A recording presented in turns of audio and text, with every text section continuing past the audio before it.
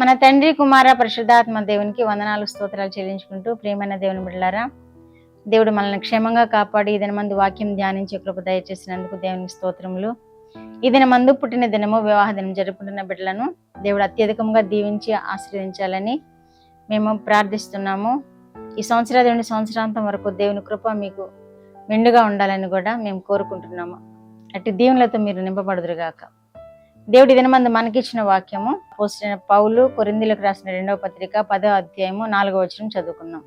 మా యుద్ధోపకరణములు శరీర సంబంధమైనవి కావు గాని దేవుని ఎదుట దుర్గములను పడద్రోయజాలినంత బలము కలవై ఉన్నవి. దేవుడి వాక్యం ద్వారా మనల్ని దీవించును గాక.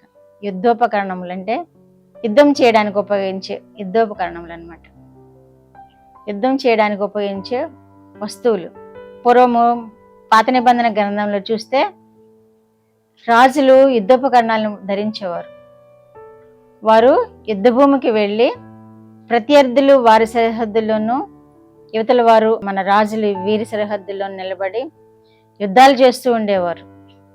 యుద్ధభూమిలో అన్నమాట.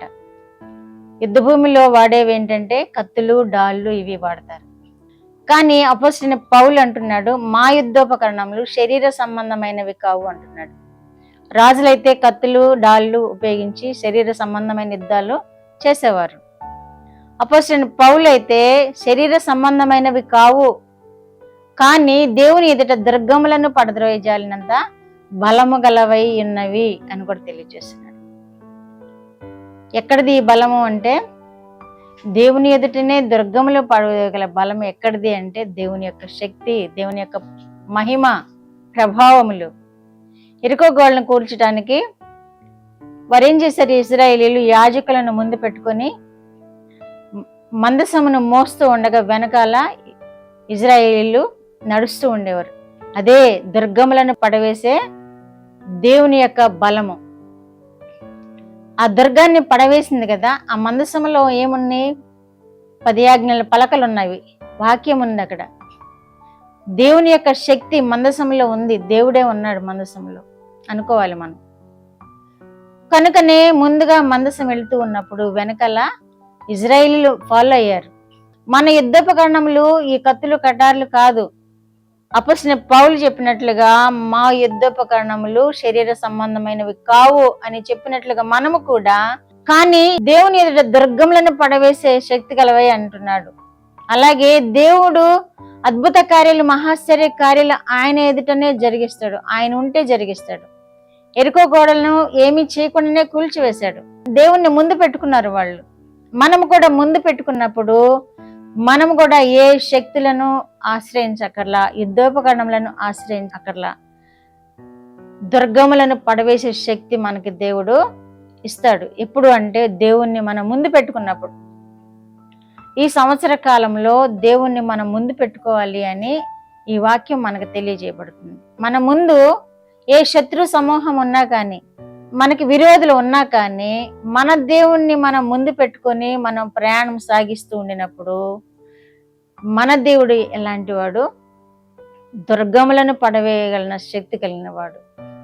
మన దేవుడు ఎలాంటి వాడు? జయం మీద జయమిచ్చే దేవుడు. రాజులు దేవుని ముందు పెట్టుకొని యుద్ధానికి వెళ్ళినప్పుడు రాజుల పక్షాన దేవుడే యుద్ధం చేసేవాడు, జయం మీద జయం ఇచ్చేవాడు. మన దేవుణ్ణి మనం కలిగి ఉండినప్పుడు మనకి ఏ యుద్ధోపకరణములు అవసరం లేదని వాక్యం తెలియజేయబడుతుంది. మన దేవుడే మన పక్షాన యుద్ధం చేస్తాడు. మన పక్షాన శత్రువుల మోకలను తరిమి కొడతాడు. మన పక్షాన దురాత్మలను తరిమి కొడతాడు. 2వ కొరింథీ పత్రికలోనే 6వ అధ్యాయము 7వ వచనంలోనే దేవుని బలము వలనను కుడి ఎడమల నీతి ఆయుధములు, కుడి ఎడమల ఆయుధాలు ఉంటాయి. దేవుని బలం వలన, దేవుడు ఉంటేనే కుడి వైపున ఎడమ వైపున ఆయుధాలు ఉంటాయి. ఏ ఆయుధాలు అంటే దేవుడిచ్చిన ఆయుధాలు, ఈ శరీర సంబంధమైన ఆయుధాలు కాదు. అటువంటి ఆయుధాలు మనకున్నప్పుడు కుడి ఎడమల కలిగిన ఆయుధాలు ఏమిటంటే దేవుని యొక్క శక్తి అనే ఆయుధాలు మనకున్నప్పుడు దుర్గములను పడేస్తాము. ఇంకా ఎఫెసీయులకు రాసిన పత్రికలోనే 6:12లో కూడా మనము పోరాడునది శరీరులతో కాదు గాని ప్రధానులతోనూ, అధికారులతోనూ, అంధకార సంబంధమైన దురాత్మల సమూహముతోనూ మనం పోరాడుచున్నాము అని అపోస్తలుడైన పౌలు తెలియజేసినట్లుగా మనము పోరాడేది మనుషులతో కాదు, అంధకారులతోను, అంధకార సంబంధమైన వాటితోను, అధికారులతోను. దేవుని ఎరుగని ప్రజలు మనల్ని ఎన్నో నిందిస్తూ ఉంటారు, దూషిస్తూ ఉంటారు. వారు పక్షాన మనము దేవునికి విజ్ఞాపన చేసినప్పుడు దేవుడే మనకి విజయాన్ని ఇస్తాడు.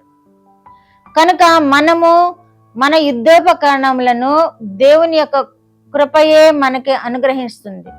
జయము మనకి దేవుని కృపయే మనకి జయమునిస్తుంది. ఈ లోకాన్ని జయించడానికి, ఈ లోకము అనేది మనకి యుద్ధభూమే. ఈ లోకములో మనకి ఎదురయ్యే ఈ అంధకార సంబంధమైన శత్రువులను అందరినీ జయించడానికి, లోకనాథుడిని జయించడానికి మనము కూడా అపోస్తలుడైన పౌలు చెప్పినట్లుగా యుద్ధోపకరణములను ధరించుకోవాలి. శరీర సంబంధము కాని యుద్ధోపకరణములు మనం ధరించుకోవాలి. అప్పుడు దేవుడు మనల్ని జయం మీద జయము, జయం మీద జయం అనుగ్రహించి సంవత్సరాది 2 సంవత్సరాంతం వరకు మనల్ని కృపతో నడిపిస్తాడు.